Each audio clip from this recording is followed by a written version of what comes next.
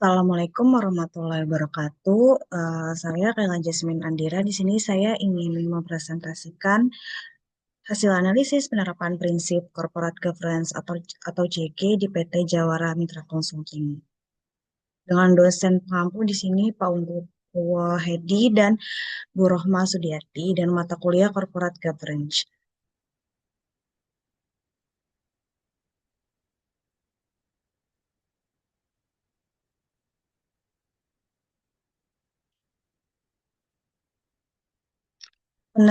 Penerapan Good Corporate Governance atau CGC ini sangat penting dalam sektor jasa konsultasi karena bisnis ini bergantung pada reputasi dan kepercayaan klien, akurasi informasi, kepatuhan terhadap regulasi, dan tanggung jawab profesional menjadi kunci menjaga kredibilitas perusahaan. Bagi PT Jawara Mitra Consulting sendiri, tata kelola yang baik itu penting untuk memastikan layanan konsultasi perpajakan dan keuangan sesuai standar hukum, etika, dan kualitas tinggi.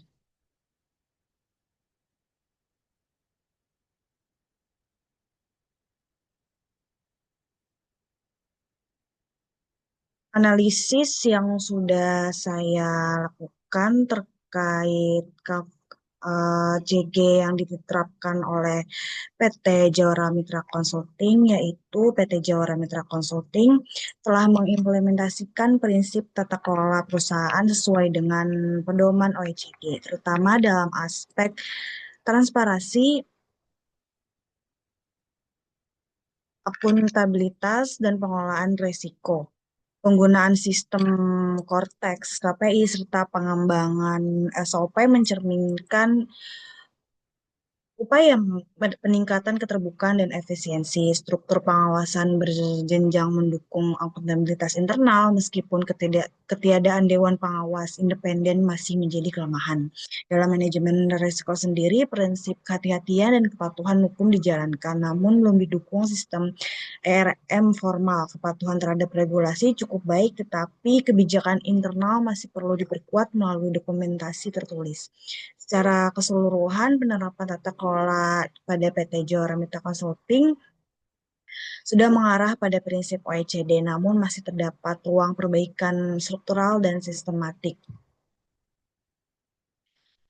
Secara keseluruhan sendiri itu PT Jawara Mitra Consulting telah bergerak ke arah penerapan prinsip tata kelola yang sesuai dengan OECD, namun perusahaan perlu adanya perbaikan, melakukan penguatan pada aspek pengawasan independen, manajemen risiko terintegrasi, dan dokumentasi kebijakan internal untuk mencapai tata kelola yang lebih kokoh dan berkelanjutan.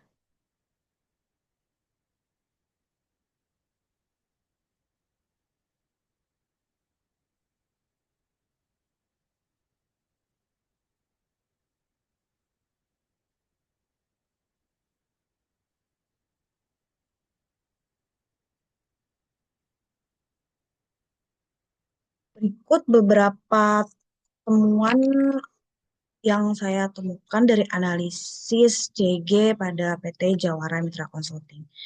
PT Jawara Mitra Consulting sendiri telah menerapkan prinsip tata kelola perusahaan yang baik, namun masih ada beberapa yang harus diperbaiki dan beberapa tantangan struktural dan operasional. Berikut beberapa temuan dari hasil analisis dengan prinsip Organization for Economic Cooperation and Development or OECD dalam penerapan corporate governance pada PT Jawara Mitra Consulting. Yang pertama sendiri itu pengawasan internal itu masih lemah. Tidak adanya fungsi audit internal independen menyebabkan kurangnya pengawasan sistematis dan objektif terhadap kepatuhan serta efektivitas pengendalian internal. Ketiadaan fungsi ini menjadi celah serius dalam sistem tata kelola karena audit internal berperan penting dalam melakukan evaluasi objektif dan berkelanjutan terhadap efektivitas sistem pengendalian dan kepatuhan terhadap kebijakan. Tanpa audit independen, perusahaan beresiko tidak menyadari adanya penyimpangan atau kelemahan yang dapat berdampak pada kualitas layanan dan integritas operasional. Lalu Temuan yang kedua itu struktur tata kelola yang tidak seimbang. Pengambilan keputusan masih hierarki tanpa adanya dewan komisaris atau badan pengawas independen, sehingga rawan bias manajerial dan benturan kepentingan.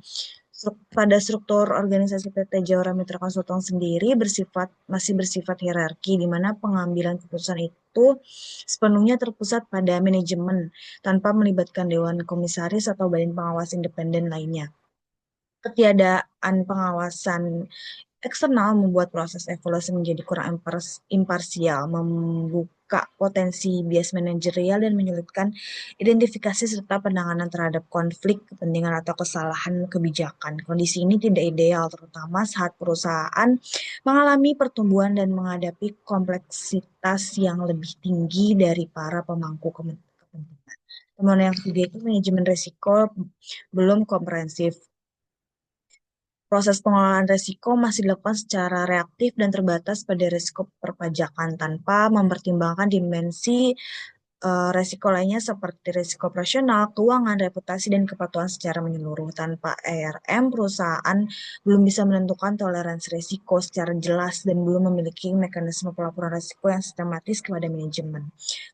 Temuan yang ketiga yaitu kebijakan internal belum terdokumentasi penuh. SOP di PT Jawara Mitra Consulting sendiri belum diterapkan secara menyeluruh dan masih bergantung pada pengawasan informal manajemen yang berisiko jika terjadi perubahan struktur atau personal. Banyak proses kerja masih mengandalkan kebiasaan informal atau arahan langsung dari manajemen, bukan pada sistem yang terdokumentasi. Hal ini berisiko mengganggu kesinambungan pengendalian ketika terjadi perubahan personal atau restrukturisasi organisasi serta menyulitkan proses audit dan evaluasi internal. Lalu temuan yang terakhir itu ketergantungan pada individu. Pengendalian internal masih sangat bergantung pada kualitas pengawasan individu tertentu, bukan pada sistem yang terstandarisasi. Masalah-masalah atau temuan-temuan yang ditemukan ini menunjukkan perlunya perbaikan menyeluruh dalam struktur pengawasan, manajemen risiko, dokumentasi kebijakan, dan fungsi audit untuk mewujudkan tata kelola sejalan dengan prinsip OECD.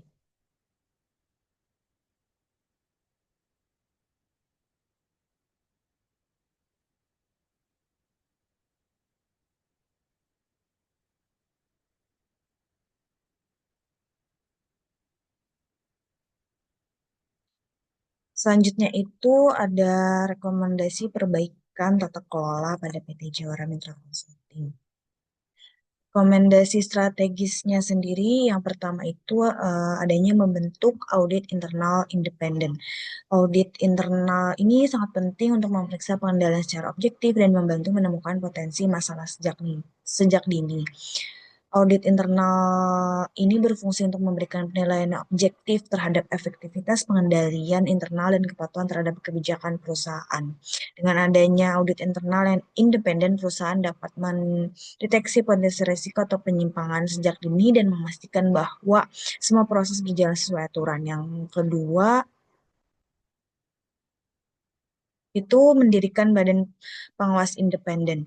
Kehadiran Dewan Komisaris atau Penasihat akan memperkuat pengawasan terhadap manajemen dan mencegah keputusan yang tidak seimbang. Lalu, rekomendasi yang ketiga menerapkan sistem manajemen risiko atau ERM. Saat ini pengelolaan risiko di perusahaan masih terbatas dan belum terdokumentasi secara sistematis. Dengan menerapkan ERM sendiri, perusahaan dapat mengidentifikasi risiko lebih luas, menetapkan toleransi risiko yang jelas, serta menyusun rencana mitigasi yang efektif. Hal ini akan membantu perusahaan lebih siap dalam menghadapi tantangan bisnis. Lalu rekomendasi yang ketiga itu menyusun SOP tertulis untuk setiap divisi. Standar Operating Procedure atau SOP yang terdokumentasi secara lengkap akan menjadi panduan kerja yang jelas bagi seluruh karyawan. Lalu rekomendasi yang terakhir itu membuat sistem pelaporan yang jelas dan teratur. Pelaporan yang rapi dan konsisten akan memudahkan pemantauan serta meningkatkan transparansi kepada manajemen dan pengawas. Perusahaan perlu memiliki sistem pelaporan yang mencakup aspek risiko, akuntabilitas, dan pengendalian internal.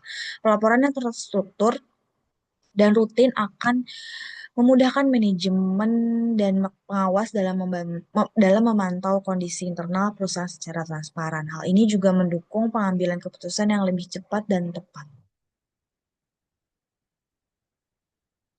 Berikut beberapa referensi yang saya gunakan selama menganalisis CG dalam PT Jawara Mitra Consulting. Simpulannya, PT Jawara Mitra Consulting telah menunjukkan komitmen terhadap penerapan tata kelola perusahaan yang baik, terutama dalam hal kepatuhan terhadap regulasi. Namun, masih terdapat beberapa kelemahan yang perlu segera dibenahi, seperti belum adanya audit internal independen, struktur pengawasan yang belum seimbang, serta manajemen risiko dan kebijakan internal yang belum terdokumentasi secara menyeluruh. Untuk memperkuat tata kelola sesuai prinsip OECD sendiri, perusahaan perlu membentuk fungsi audit internal dan badan pengawas independen, menerapkan sistem manajemen risiko yang terintegrasi, serta menyusun SOP dan sistem pelaporan yang terstruktur. Langkah-langkah ini tidak hanya akan meningkatkan efektivitas pengawasan dan pengendalian internal, tapi juga memperkuat kepercayaan pemangku kepentingan lainnya dan daya saing perusahaan di industri jasa konsultasi yang semakin kompetitif.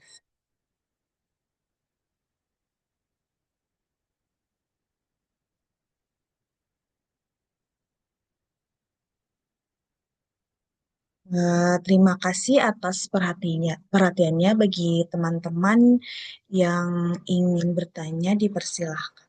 Terima kasih.